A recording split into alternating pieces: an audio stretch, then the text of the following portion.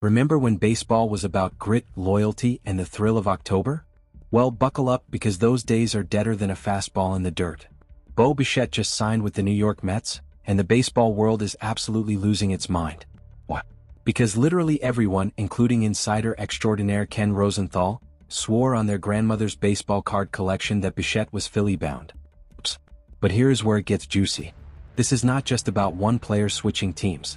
This is about a broken system where only billionaires get to play Monopoly while the rest of baseball watches from the sidelines. Stick around because Jim Bowden just dropped a truth bomb so explosive it is shaking the entire sport, and what he said next might just predict baseball's doomsday. Quick favor: if you are loving this content, smash that subscribe button. Over 92% of viewers watch without subscribing. It costs nothing but means the world to us. Already subscribed? You are a legend. Thanks. Now back to the chaos. So picture this.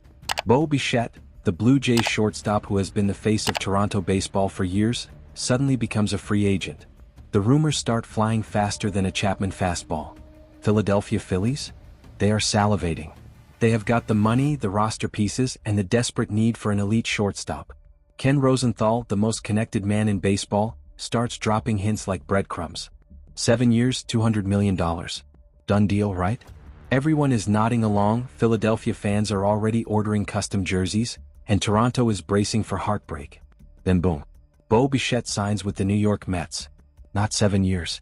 3 years. Not $200 million. $126 million. Wait, what? The collective gasp from baseball media could have registered on the Richter scale. Ken Rosenthal, the guy who practically has a direct line to agents and front offices, got it completely wrong. And honestly, that is not even the craziest part. Because what Bichette just did is the new playbook for every superstar who wants to milk the system dry. Let us break down the math here, folks. Bichette turned down 7 years at roughly $28.5 million per year to take 3 years at $42 million annually. Why on earth would anyone do that? Simple. Flexibility. Freedom. And the ability to hit free agency again at age 31 when he can cash in one more monster deal. It is the same strategy we have seen with superstars across sports. Take the bag now, keep it short, and get back to the market while you are still in your prime. Smart? Absolutely. Good for baseball? That is where things get messy. Because while Bichette is playing financial chess, the rest of the sport is stuck playing checkers with half the pieces missing. The Mets? They do not care.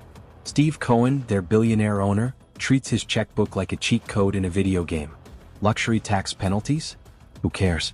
Competitive balance? Not his problem. Meanwhile, teams like Toronto and Philadelphia, who actually tried to build sustainable rosters and develop talent, are left standing there looking like complete fools. Here is where it gets infuriating. The Toronto Blue Jays did everything right. They drafted well. They developed Bichette into a star. They built a competitive roster around him. They treated him like royalty. And what did they get in return? Absolutely nothing. No loyalty. No hometown discount. Not even a courtesy call before he bolted to the highest bidder. And you know what the worst part is? This is not even surprising anymore. This is just modern baseball. Players chasing dollars, mega market teams flexing their wallets, and small market franchises getting kicked to the curb like yesterday's newspaper. The Phillies? Same story. They had the money. They had the need. They had Ken freaking Rosenthal telling the world it was happening. But when the Mets walk in with their billionaire swagger and say, here is $42 million per year, take it or leave it, what is Philadelphia supposed to do? Outbid them? Sure, they could try. But then they are committing 7 years to a guy who might fall off a cliff at age 32, and suddenly they are stuck with an albatross contract that cripples their payroll for the next decade. It is a lose-lose situation, and the only winners are the teams rich enough to not care about consequences. And this brings us to Jim Bowden. If you do not know Jim Bowden, he is a former Major League Baseball general manager who has seen the inner workings of this sport from every angle. He has worked in front offices, negotiated contracts, and watched this league evolve, or devolve depending on how you look at it, over decades. And recently, Bowden went on record with a warning so stark it should have every baseball fan paying attention. He said, and I am paraphrasing here because the man does not mince words, that Major League Baseball is headed straight toward a work stoppage if something does not change. A strike. A lockout. Whatever you want to call it. What? Because the current system is unsustainable. You have got 5 or 6 mega-rich teams buying up every superstar on the market while the other 24 franchises are left fighting for scraps. Fans in Pittsburgh, Kansas City, Tampa Bay? They are basically watching minor league teams with major league price tags. Meanwhile, the Dodgers and Mets are fielding all-star rosters that look like fantasy baseball cheat sheets. Bowden is not just complaining. He is sounding the alarm. Because when half the league has zero shot at competing before opening day even arrives, you do not have a sport anymore. You have an exhibition. Now let us talk about Ken Rosenthal for a second. The man is a legend in baseball journalism. He has broken more trades and signings than anyone in the game. He has got sources in every front office, every agent speed dial, and probably half the players on text. But this time, he whiffed. Art. And honestly, it is not entirely his fault. Because in today's Major League Baseball, the rules are written by billionaires who can change their minds on a dime. Rosenthal reported what he heard. Philadelphia was confident. The money was there. The years were there. But then Steve Cohen walks into the room, throws down a shorter deal with stupid money per year, and suddenly all those carefully laid plans go up in smoke. It is not that Rosenthal got bad information.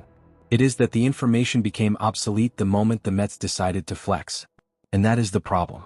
When one team can just outspend everyone else without breaking a sweat, all the insider knowledge in the world does not matter. The richest guy wins. Every single time. But here is what really grinds my gears. Bo Bichette is a great player. Do not get me wrong. The guy can hit, he can field, and he has been a cornerstone for Toronto. But is he worth $42 million per year? Let us put this in perspective.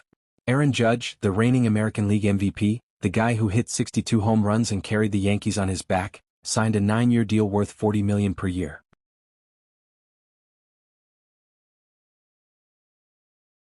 Bo Bichette, who has never won an MVP, never led the league in any major offensive category, and has had exactly one season where he finished in the top 10 in batting average, is making more annually than Aaron Judge.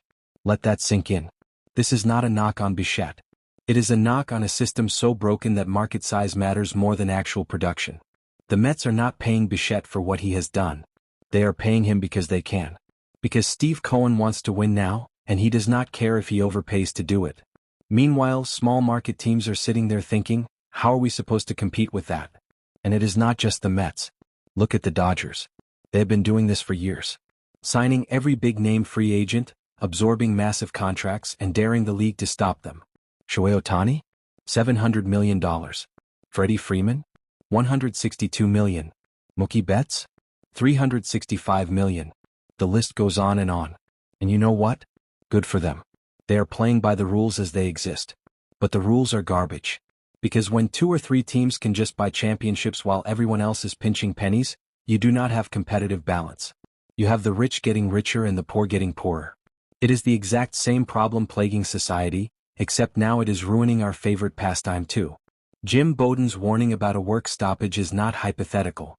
It is inevitable. Because at some point, the Players Association and the owners are going to sit down at the negotiating table, and the small market teams are going to demand change. A salary cap. A salary floor. Revenue sharing that actually works. Anything to level the playing field. And you know what the big market teams are going to say? Absolutely not. Because why would they voluntarily give up their advantage? The Mets and Dodgers are not going to agree to a salary cap that limits their spending. That is their entire strategy. So what happens? Stalemate. Lockout. No baseball. And the fans? We are the ones who suffer. Again. Let us talk about the fans for a minute. Because this whole mess is not just about economics and competitive balance. It is about the emotional connection between cities and their teams. When Bo Bichette leaves Toronto after being the face of the franchise, what message does that send to Blue Jays fans? It says your loyalty does not matter. Your support does not matter. All that matters is which billionaire is willing to write the biggest check. And you know what? Fans are getting tired of it. Attendance is down in small market cities. Why would you spend your hard-earned money on tickets, parking, and overpriced hot dogs when you know your team has no shot at winning because they cannot afford to keep their stars? Meanwhile, Mets and Dodgers fans are living in paradise, watching super teams that reload every single offseason. It is not fair. It is not fun. And it is killing the sport. Here is the kicker. Even when small market teams try to compete, they get punished for it. Look at the Tampa Bay Rays. Year after year, they develop incredible talent, build smart rosters, and punch above their weight. And what happens? Their stars leave for bigger paychecks the second they hit free agency. The Rays do not even bother trying to re-sign them anymore because they know it is pointless. So they trade them, restock the farm system, and start over. It is a hamster wheel of mediocrity disguised as sustainability. And fans in Tampa are supposed to just accept that their team will never, ever keep a superstar long enough to win a championship. Cool. Great. Love that for them. And then there is the Philadelphia Phillies, who are probably the biggest losers in this whole Bo Bichette saga. They had the money. They had the need. They had the plan. And they still lost. What? Because the Mets wanted him more. Or rather, Steve Cohen wanted him more. And when a guy worth $15 billion decides he wants something, he gets it. The Phillies are not poor. They are owned by John Middleton, who is worth billions himself. But even he cannot compete with Cohen's willingness to just light money on fire in pursuit of a championship. So now Philadelphia is back to square one, searching for a shortstop, watching their division rival get stronger, and wondering what the hell just happened. Jim Bowden is not wrong. This system is broken. It has been broken for years and it is only getting worse. The gap between the haves and the have-nots is widening every single season. And unless something changes, unless the league implements real structural reforms, we are headed for disaster. A strike. A lockout. Or worse, a slow, painful decline where fans just stop caring because they know the game is rigged. Baseball used to be the great equalizer. Small towns could compete with big cities. Underdogs could shock the world. But now it is just a playground for billionaires. So yeah, Bo Bichette signed with the Mets. Ken Rosenthal got it wrong. And Jim Bowden is screaming into the void trying to warn everyone that this ship is sinking. The question is anyone listening? Or are we just going to keep pretending everything is fine while the sport we love crumbles around us? Because from where I am sitting, baseball is not just broken. It is bleeding out. And unless someone steps in with a tourniquet soon, we are going to lose it forever.